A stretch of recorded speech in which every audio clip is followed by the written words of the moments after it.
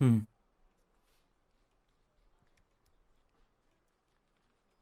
I'll check in the mail right now. Thank you.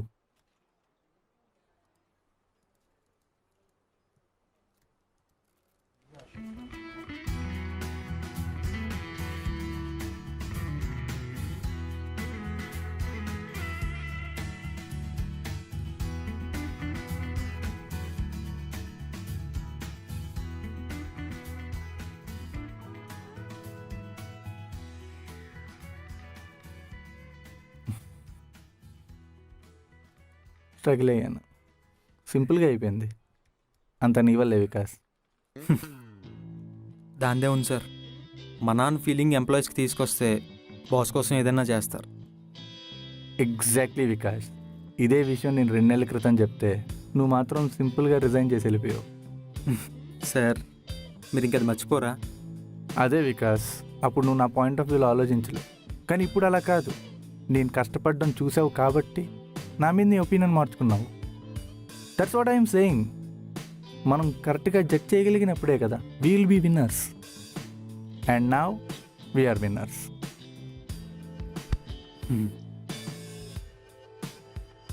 Okay sir, I'll take a leave.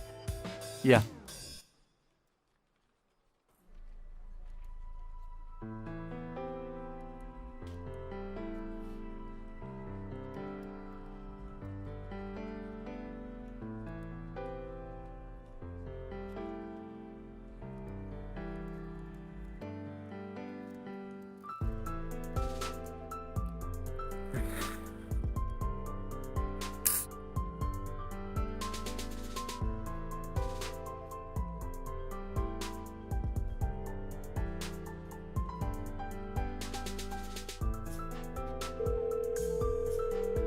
Sorry, the number you have dialed is not in service at this time.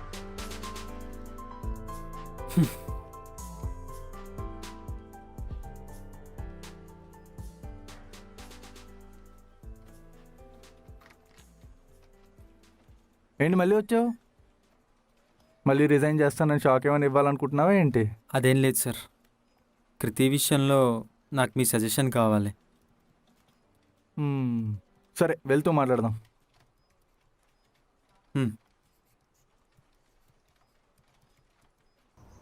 కృతి గురించి sir, తన విషయంలో ఏమన్నా తప్పు చేశానేమో అని చిన్న confusion. దానికి మీ suggestion కావాలి. ఏం సజెషన్? సార్ మీరు ఆల్మోస్ట్ 15-20 ఇయర్స్ నుంచి ఈ కంపెనీలో వర్క్ చేస్తున్నారు. చాలామంది ఎంప్లాయీస్ తప్పులు చేస్తూ ఉంటారు. ఒక్కోసారి ఆ తప్పుల వల్ల కంపెనీ మొత్తం ప్రాబ్లంలో పడే ఛాన్స్ ఉంది. అలాంటి టైంలో మీ ఫ్రస్ట్రేషన్, మీ కోపాన్ని ఎలా కంట్రోల్ చేసుకుంటారు సార్? మీకు ఈ కంపెనీ మానేసి వేరే కంపెనీకి వెళ్ళాలని అనిపించలేదా? ఫర్ ఎగ్జాంపుల్, నేను మిమ్మల్ని ఆ రోజు అన్ని మాటలు అన్నాను, కానీ తర్వాత మీరు నాతో చాలా కూల్గా మాట్లాడారు.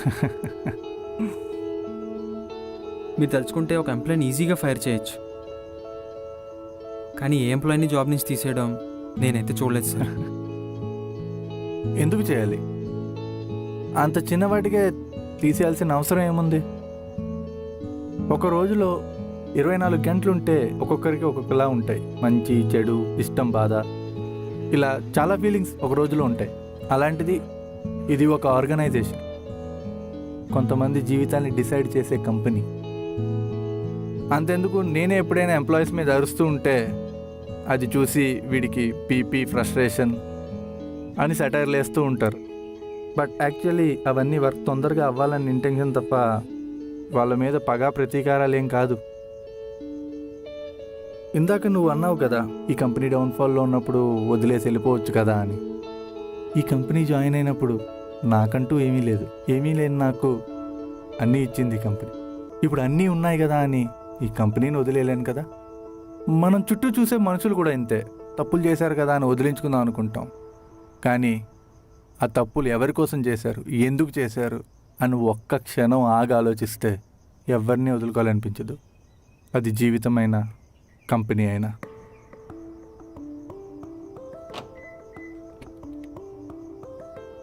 నాకు కృతి అంటే ఇష్టమే సార్, కానీ నేను ముందు ఇష్టపడిన కృతి తను ఇప్పుడు అలా లేదు సార్.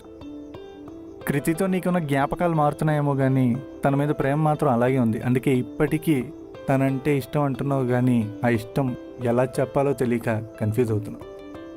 నన్ను అడిగితే నువ్వు ఒకసారి తనతో మాట్లాడు. ఇప్పటి వికాస్లా కాదు, మొదటిసారి తను కలిసినప్పుడు వికాస్లా. ఇంతకన్నా సజెషన్ నేను ఇవ్వలేనేమో. నీకు కావాల్సిన ఆన్సర్ నీ దగ్గరే ఉంది. All the best.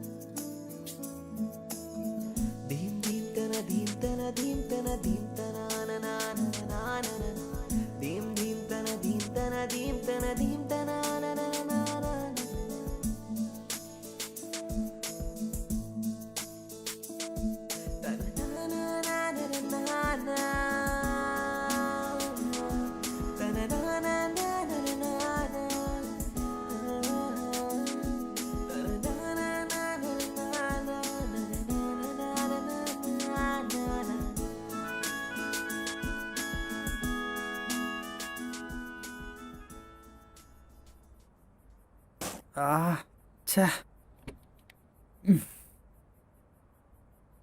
Shit. You sorry అండి. మీరు వికాస్ కదా?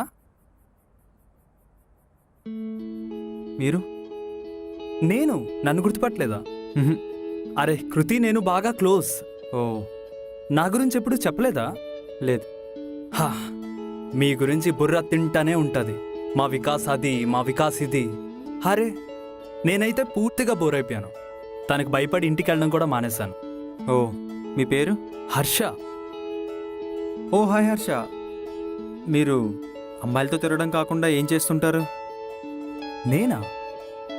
ఓ ఆ వైరల్ వీడియో చూసారా? ఆ రోజు అసలు తాను ఎంత రచ్చ చేసిందో తెలుసా? ఎంత తాగిందంటే నేను కజిన్ ఉన్నాను కాబట్టి సరిపోయింది, కానీ లేదంటే ఆ రోజు పోలీసులు పట్టుకొని వెళ్ళేవారు అనమాట. ఆ రోజు అసలు గొడవ జరిగింది తన వల్ల కానే కాదు. ఆ ట్రాఫిక్ కానిస్టేబుల్ చాలా రూడ్గా బిహేవ్ చేశాడు. నన్ను సపోర్ట్ చేసే ప్రాసెస్లో తను హైపర్గా రియాక్ట్ అయిందంతే. కానీ ఆ వైరల్ వీడియోలో మాత్రం తనని రాంగ్గా ప్రొజెక్ట్ చేశారు.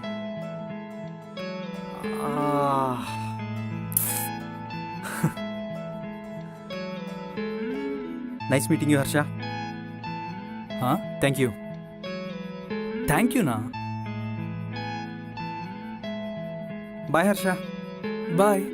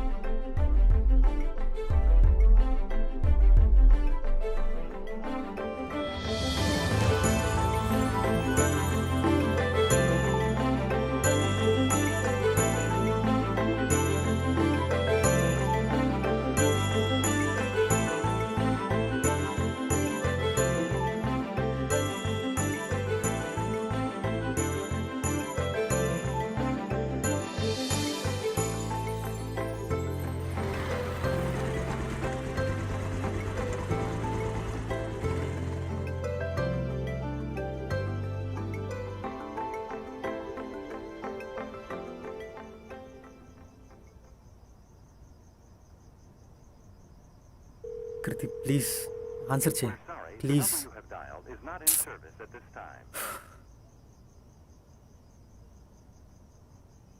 మీ ఇంటి కింద ఉన్నాను.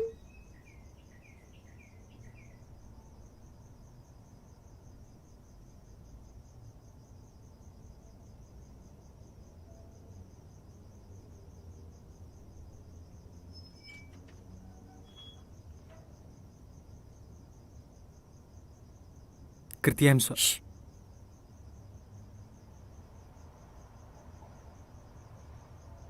కృతి ప్లీజ్ కృతి. ఏంటి ఇంకేం చెప్తావు? నిన్ను కన్విన్స్ చేయడానికి రాలేదు కృతి. మరి నేను రియలైజ్ అయ్యాను అని చెప్పడానికి వచ్చాను. నువ్వు చెప్పింది నిజమే. నీ ప్రపంచం వేరు, నా ప్రపంచం వేరు. కానీ నీ ప్రపంచంలోకి ఒక్క అడిగేస్తాను కృతి. ఒక్క ఛాన్స్ ఇవ్వు. నువ్వు ప్రేమించినంత కాకపోయినా ఎంతో కొంత ప్రేమను ఇవ్వగలను. నేను ఒక్కనే డెసిషన్ తీసుకున్నాను కృతి. నీకోసం, నీతో ఉండడం కోసం. అర్థం చేసుకోవట్లేదు అన్నావు కదా, ఎలా అర్థం చేసుకోవాలో కూడా నువ్వే చెప్పు కృతి. ఇప్పుడు కూడా కోపంగానే ఉన్నాను. నీ మీద కాదు, నా మీద. ఇంతలా ప్రేమించిన నిన్ను అంతలా అన్నందుకు నా మీద నాకే చాలా కోపంగా ఉంది కృతి.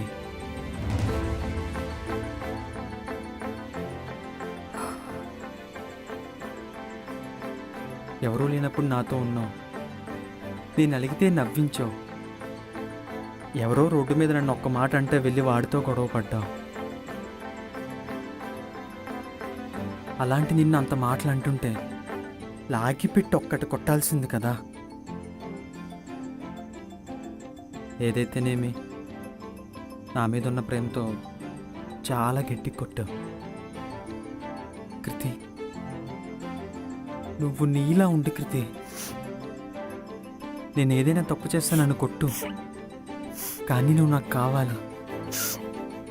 Please Kriti, stay with me.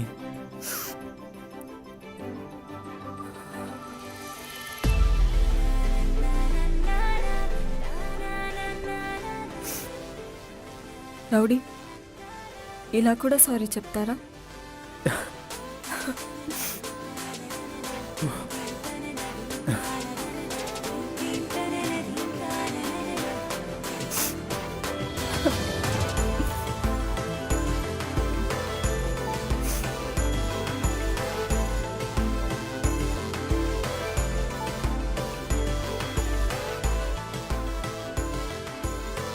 I love you. I love you.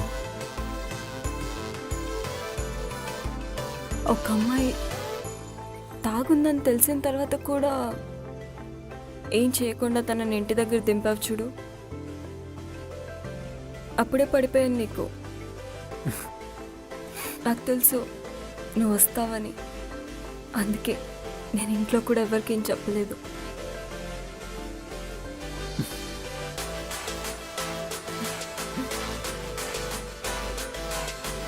I love you.